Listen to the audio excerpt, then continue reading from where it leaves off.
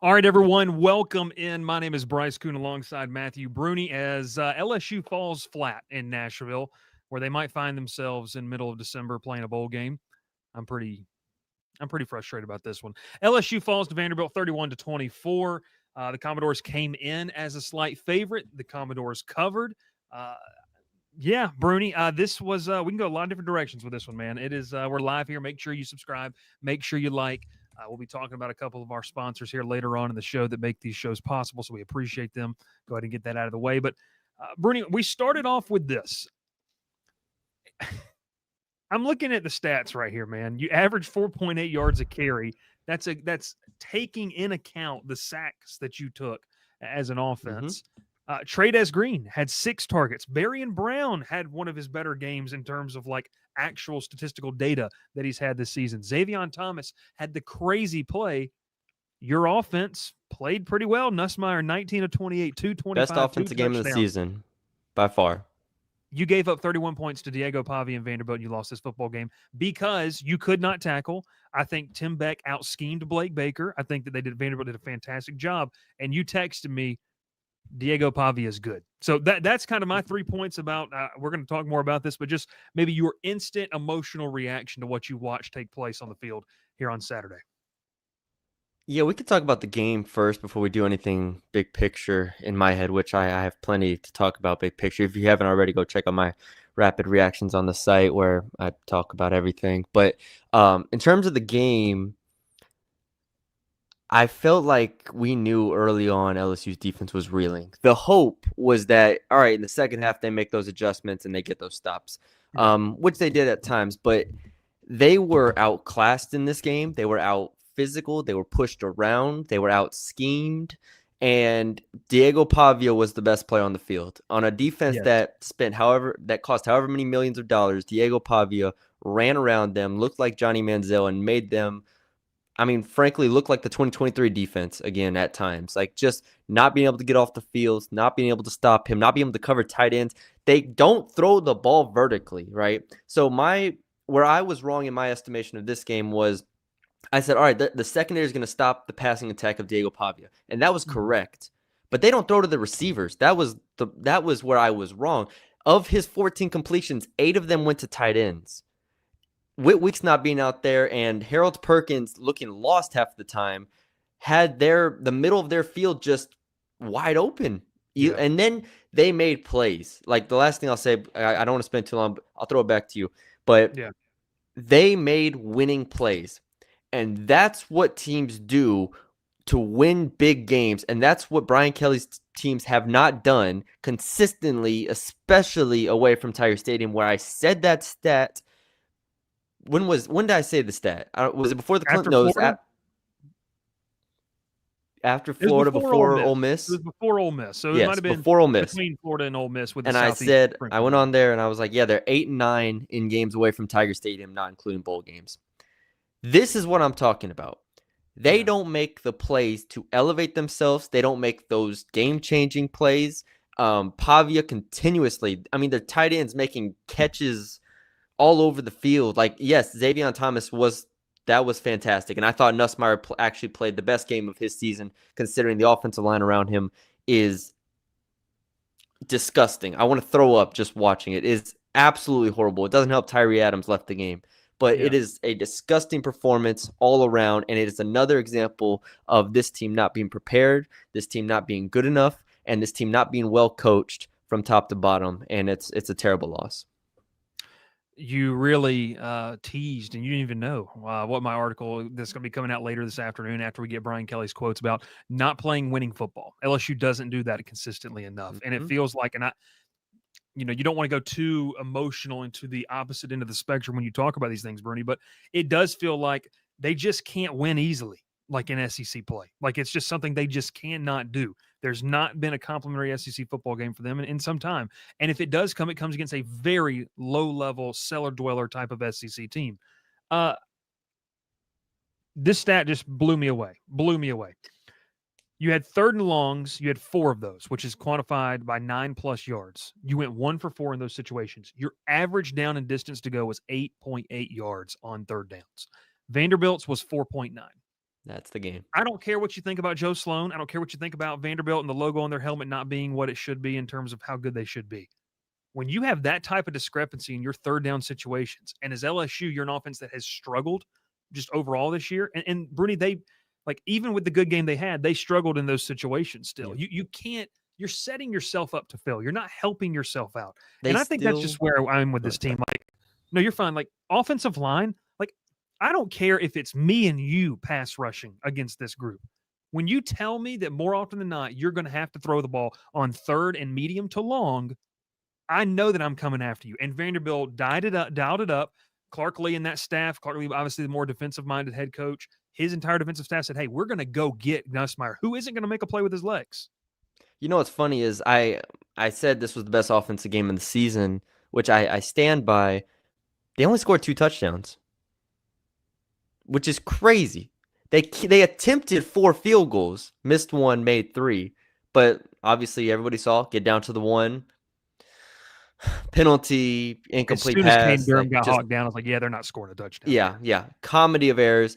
You only scored 2 touchdowns in this game, so we could start with the offense. While Yeah, I think it was largely positive because I think Garrett Nussmeier bailed them out consistently in those situations.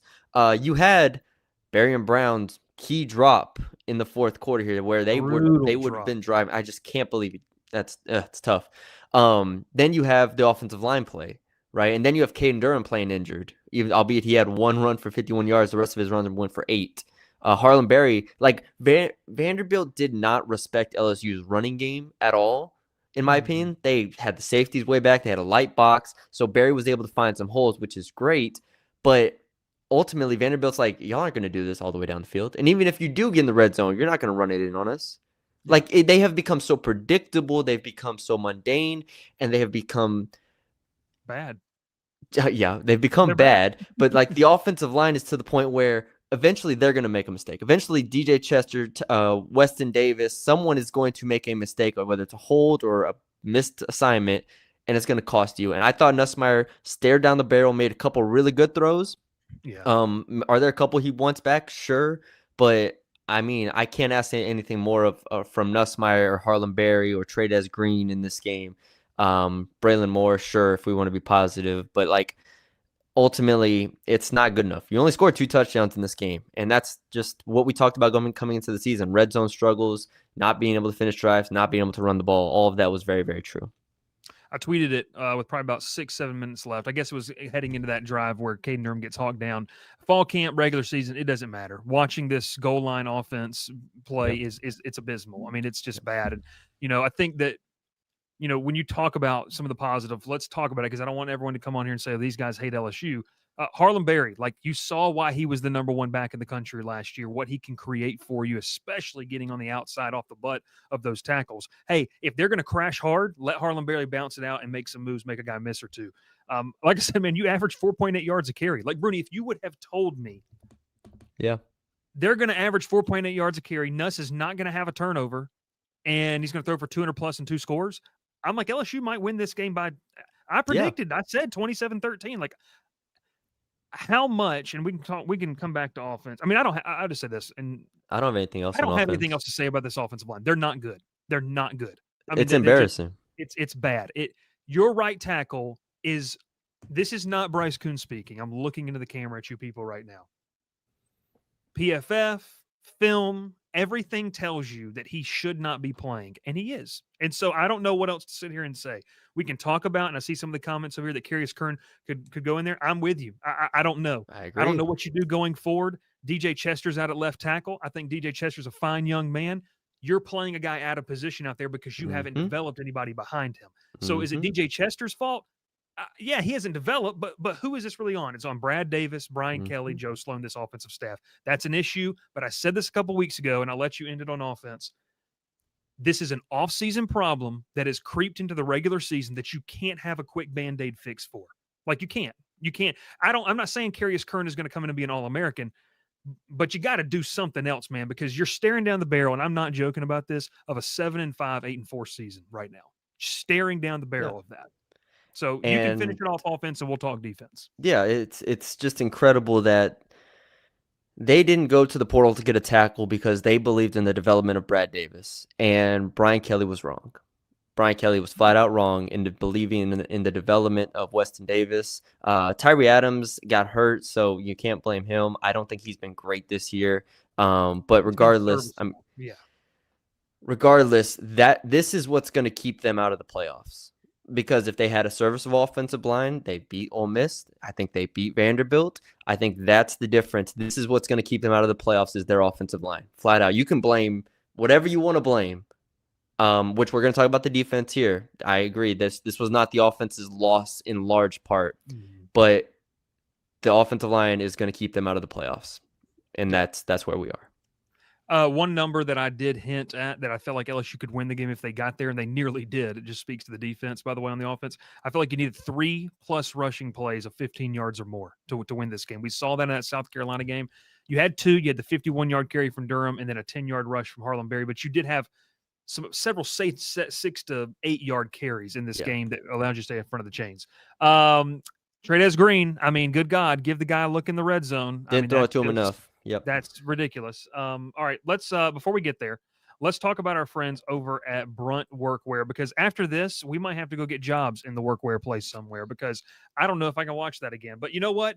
Brune Workwear does a fantastic job. It's an incredible product. It's comfortable. And look, when you buy it, you don't have to worry about breaking it in. It's just one of those things where you buy it, get it out of the box. It's ready to go as soon as you take out of the box for all of your needs, whether it's around the house, whether it's on the job site. Brune Workwear wants to be a part of what you're doing there. And you can hang them out. Hang out with us and continue to talk about Brune Workwear. Shea's not here with us. He has a pair of the boots. Yes, he does. And he loves them. He absolutely loves them. So Brune Workwear does a fantastic job. Make sure that you check them out. You can use code Bengal Tiger for percentage off of your order today. And it's not just boots. It's workwear, it's shirts, it's flannels, it's everything there in between. And they're a great partner with us all season long.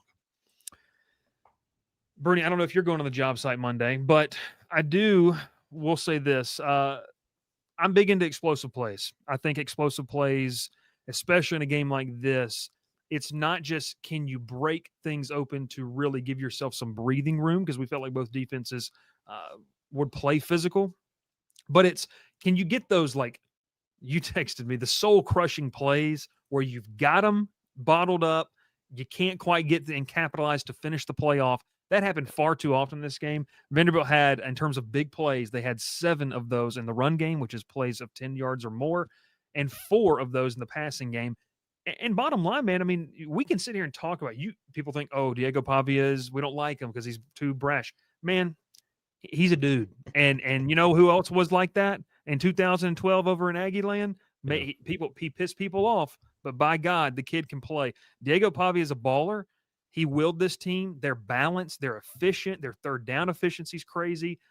I could go on, Brune, but I'll let you have it. I mean, I want to give props to Vanderbilt and Tim Beck because I think they did a really, really good job. LSU's defense played bad, but Vanderbilt, to me, made them look bad. Yeah, so we'll cover both sides here. Pavia ends the game 14 of 22 for 160 and rushes for 86 yards, 17 attempts, 2 touchdowns. Some of those were scrambles, including the touchdown, which basically put the game away, kind of. Yeah. Where do we start with this LSU defense? I mean, for starters, while I think the injuries hurt, I think we see the lack of depth in the front 7, which includes linebacker. I thought the linebackers got exposed here. They do not have good enough linebacker play with Whit Weeks out. And honestly, there were signs even with Whit Weeks the past couple weeks where they weren't good enough. Like we took one on the mailbag question of somebody asked. It was the only defensive question we asked. Shout out to Thomas W. The only defensive question we were asked was about the linebackers and be like, hey, is it concerning like Devon Keys and West Weeks haven't been as good?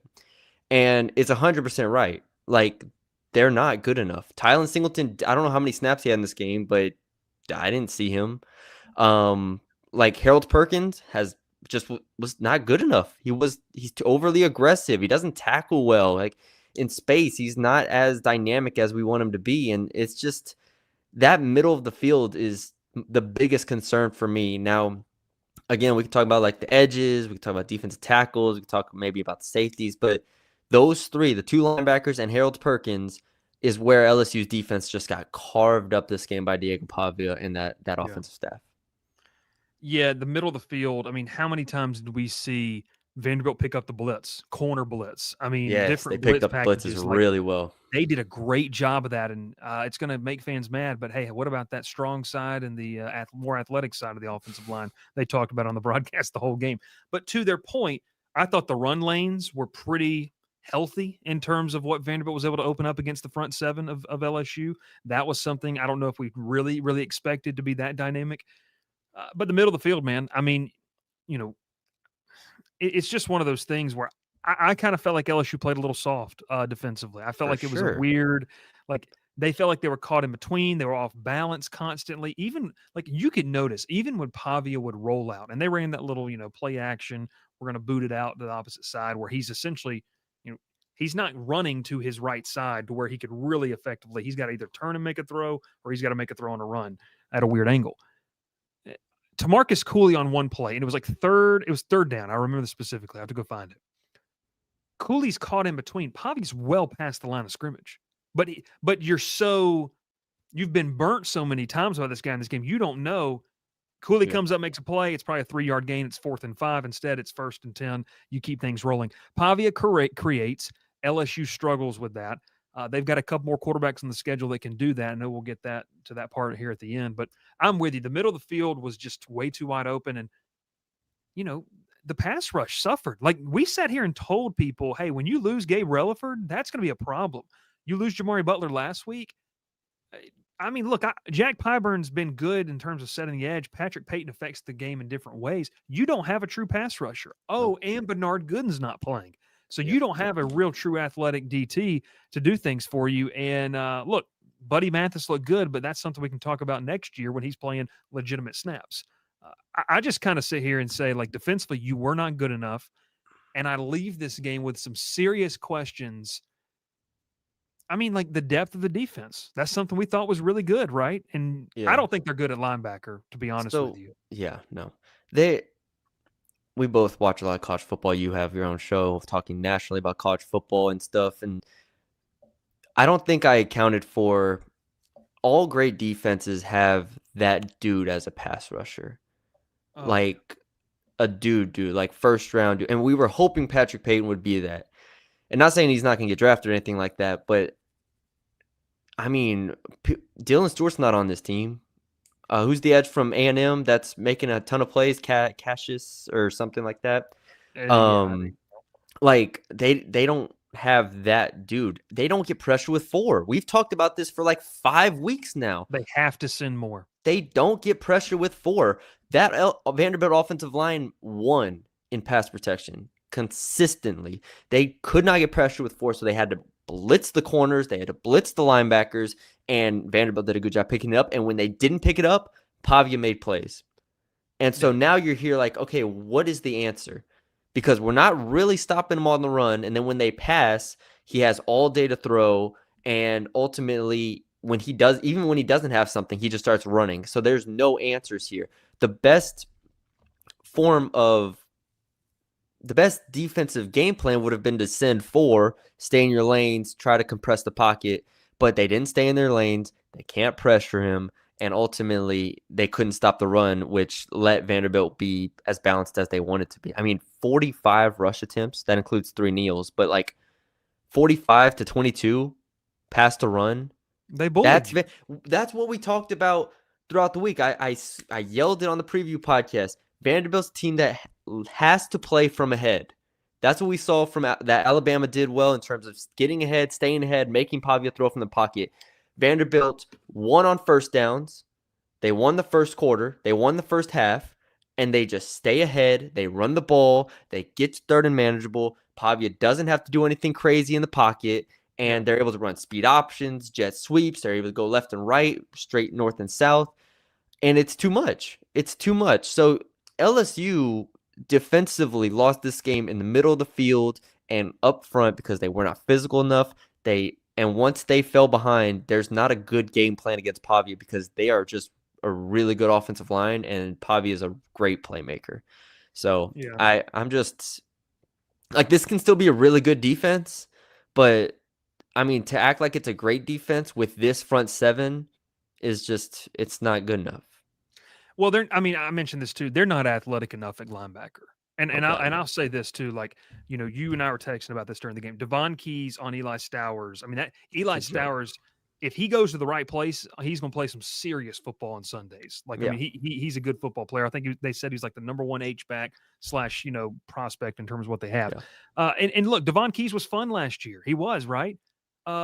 He knew the playbook. That's why he got to play over a certain guy that is about 40 minutes from where I am, who's wreaking havoc on a really bad football team, in Xavier Atkins, who's way more athletic. Tylen Singleton, I would have loved to see more of him. West Weeks, yes, he makes the sack on Pavia. That's a big fourth down play. But, Brune, how many times do we have to sit here, and this is going to resonate with the fans pretty well. Colin's not watching. Colin, you can clip this. How many more times do we have to sit here in a post-game press conference? And we're not at the game, and here we've got to do our jobs defensively. We've got to play complementary football, because it's the same thing over and over again.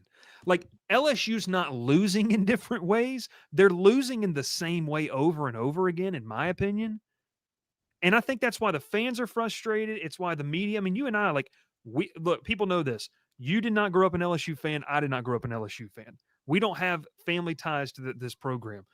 You do root for a team when you cover them in terms of, hey, I want to watch a good product on the field.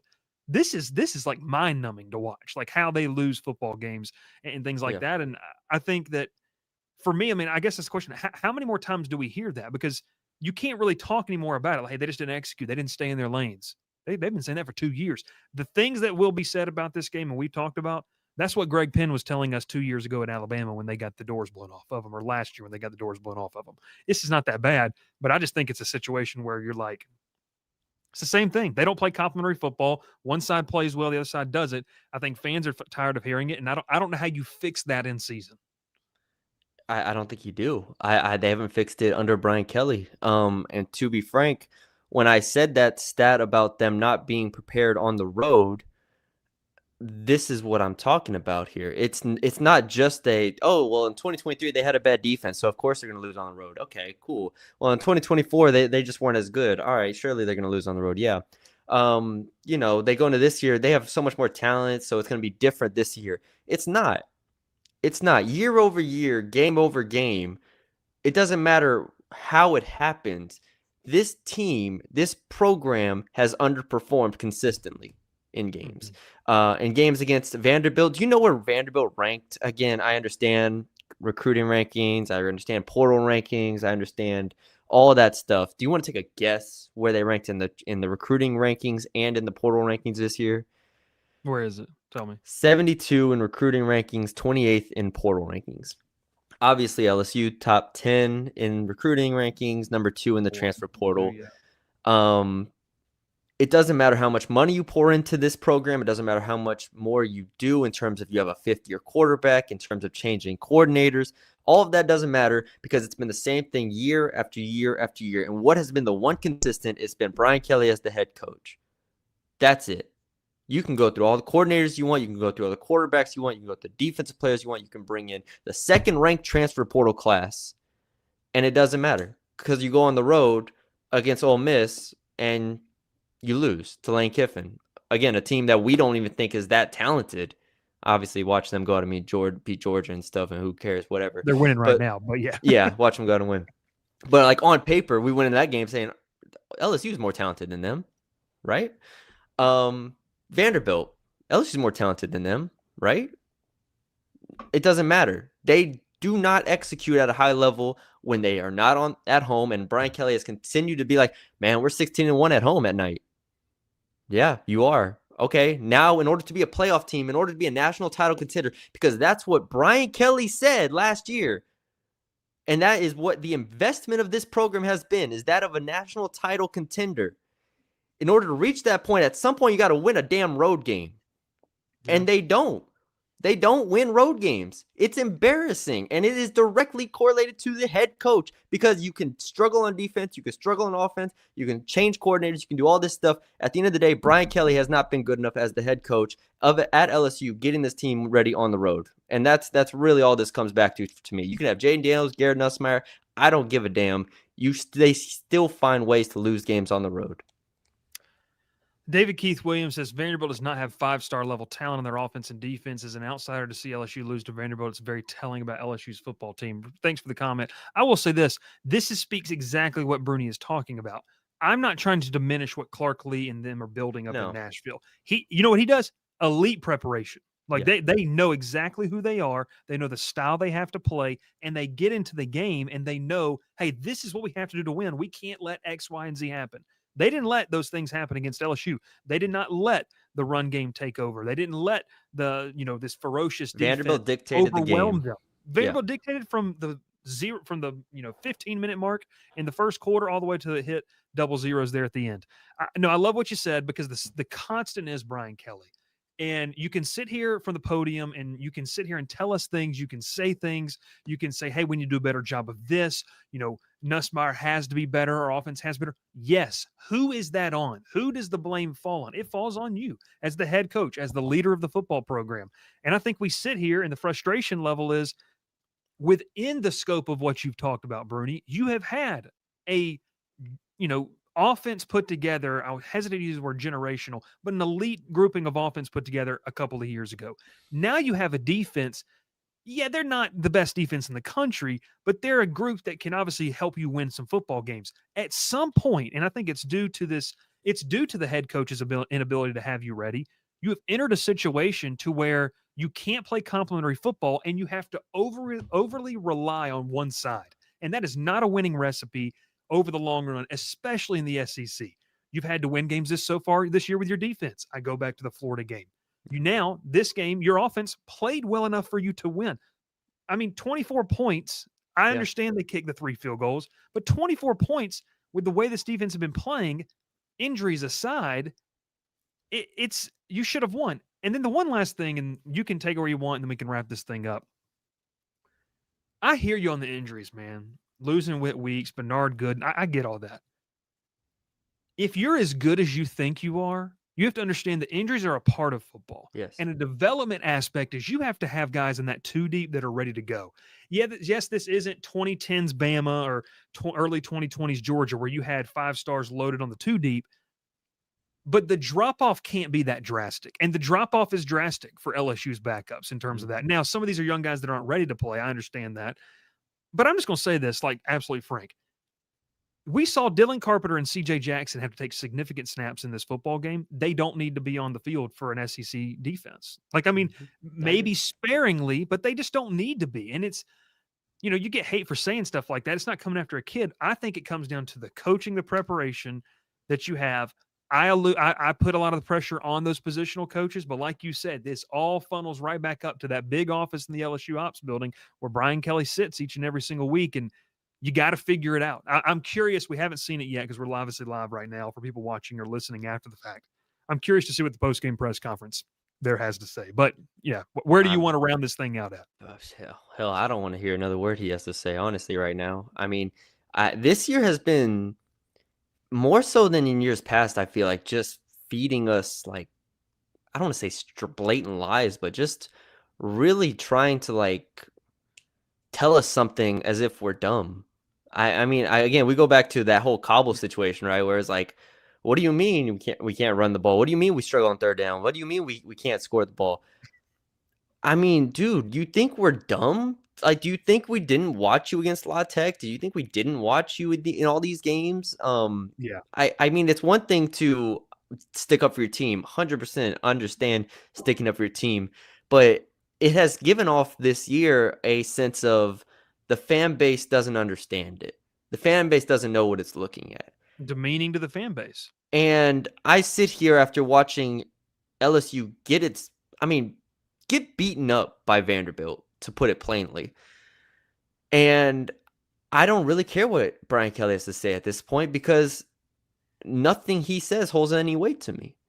I mean, we joke about like the injury reports, right? We joke about like how nothing he says holds any weight with the injuries and stuff. How he said somebody's good to go and they're not going to be good to go. Bernard Gooden, everything. But like genuinely, I don't expect anything to change. I don't know what more they can do because ultimately the whole 1-0 thing, cool. You had a mantra going into here. You had a plan. Sometimes it doesn't work out. I understand it. But at the end of the day, this team is not prepared. And you can put on all the shirts you want. You can cover up all the other opponents you want. Brian Kelly does not have his team ready to play, especially away from Tiger Stadium. And God forbid they're not ready to play next week against A&M. Oh, boy. Are these real? Oh, Ralph was putting some comments down here. The quotes. I thought these were real. And I was about to say, good God. Yeah. Well, and we'll end it here. And obviously, people can head over to the message board of the Bengal Tiger. You can get that subscription and come hang out with us and vent about this. Where do we go from here? We're going to be talking about this over the next week because here's the thing, Brune. I mean, and people saying, "Oh, the season's over." I hear you. And you know what? It might be like this LSU's 2025 playoff hopes probably died today. Like I'm willing to say that for sure. But you still, and I'm not trying to preach and pour you some hopium, but what I'm telling you here is you do have a path. You still have a path mathematically, and obviously logistically with A&M, which is probably going to be a top 5 team when you play them next week. Most doubt about it. Got to win that. And then you've got Alabama, which is going to be a top 10 team. You've got Oklahoma in the season, so you have 3 top 25 opportunities left. All things considered, like I don't think you make the playoff. But I'm interested to see what next week's game looks like, because this is it. You get all the things we love to talk about, and Brian Kelly loves to say we're 16-1 at home and stuff. Okay, well, here's your chance. You have A&M, who has a way more dynamic running quarterback than Diego Pavia, in my opinion, and Marcel Reed coming to your house, who tore you a new one last year, running the same damn play every single time. And now you kind of sit here, it's like, hey, your back's against the wall. And you're playing at home, raucous crowd. It's going to be a night game. I mean, what does the product look like? I don't know. No, I guess I kind of leave it there.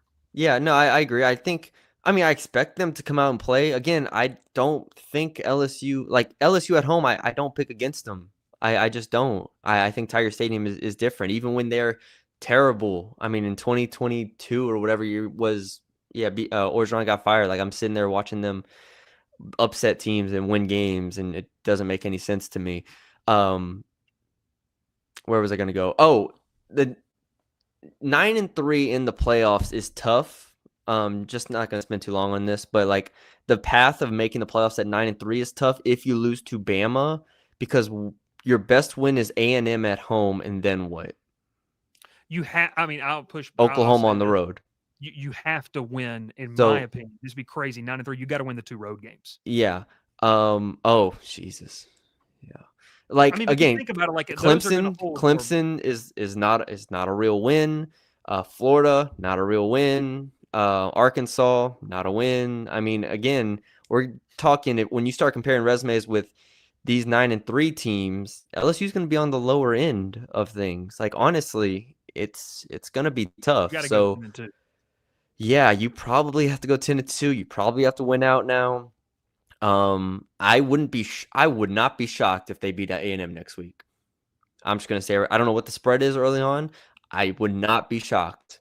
I've seen crazy stuff happen in Tiger Stadium. I saw Ed Orgeron win the game before when he got fired. Like, I don't know. I just wouldn't be shocked at it. What would shock me is them going to Tuscaloosa and beating Alabama. I think there's a better chance they get beat by 30. I'm just going for the food. Yeah. Good press box food in Tuscaloosa. Yeah. LSU falls. Vanderbilt, you got anything else you want to say? Vandy 31, LSU 24. Look, I want to make sure I say this clear, because I do this on my own show too. You got to give credit where credit's due. Vanderbilt came and played. Like, Vanderbilt put belt. See, but this is an LSU pod. Yeah. Who gives a damn about Vanderbilt? I'm trying to be a little bit, fair here. But you can be down the middle. I'm not trying to look. They're bad. Like, here, LSU's not a great football team. They don't have athletic linebackers who can play in their lanes. They don't have defensive line wise. You have one guy, Bernard Gooden, who you had to go get from USF. Yeah. I mean, where's Don McKinley? He made a couple plays, but Not but enough. you didn't pay him as a 5-star to come in and make a couple of Make a plays. couple plays against Vanderbilt. Like that's. I mean, all due respect to you, you just know what you did. Yeah, So I no, don't I know, agree. man. I don't know. Yeah, I don't have anything else really. I mean, we haven't seen this team play a complete game. We haven't seen this team have an impressive win. We haven't seen them get it done on the road besides Clemson. Hang the banner. You beat Clemson in week 1. I mean, I thought it was a big win at the time too, so I can't even blame anybody. I'd But go back. I'd go back so much just to that Saturday night driving back to wherever we were, thinking, okay, this could be kind yeah, of we fun. got a playoff team. We're We got a covering a playoff playoff team. team. Yeah. Shut up, Bryce and Brune in September. A joke. All right, get us out. Let's get it out of here. We appreciate everyone tuning in. Thanks for watching. Brune, you guys going to go tomorrow night? You don't know. We're seeing in terms of podcast schedule what you got going. We'll see. Shea and I might go tomorrow night. We might go Monday. We'll see. Okay. Thank goodness we have men's basketball to look forward Yes, to. sir. Hey, baseball season right around the corner, baby. We're almost there. LSU falls to Vanderbilt 31-24. They'll be back in action next weekend. 6:30 local start against Texas A&M. It's win or go home from here on out. We'll see what happens. I'll go ahead and let my family know in Georgia that I will be home for Christmas. So that'll happen, and we'll Vandy is Pop Warner. I mean, we're just. I want to make that same face back to him. I mean, that's what I feel like. We appreciate you watching. Thanks so much. Make sure you like, make sure you subscribe. Check us out on all those podcast platforms and over on the message board there as well. We'll catch you next time. Matthew Brune, Bryce Koon, Bengal Tiger Instant Reaction Show.